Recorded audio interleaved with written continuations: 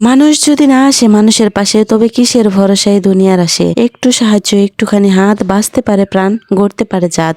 আসসালামু আলাইকুম।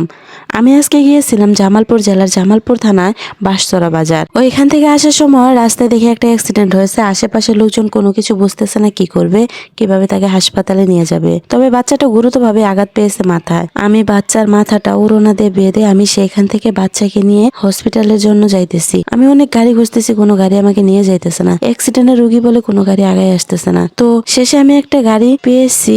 এই অটোতে ওঠার পরে বাচ্চার মা খবর পেয়ে ছুটে চলে আসছে।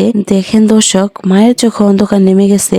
বলতেছে, আমার সোনারে রক্ষা করো আল্লাহ, আমার সোনারে রক্ষা করো। আমি সেখান থেকে তাকে সাথে নিয়ে হসপিটালে গিয়ে বাচ্চাটাকে হসপিটালে ভর্তি করে চিকিৎসার ব্যবস্থা করে দেওয়ার পরে সম্পূর্ণ বিল হসপিটালে দিয়ে পরিশোধ করার পরে সেখান থেকে আমি চলে আসছি।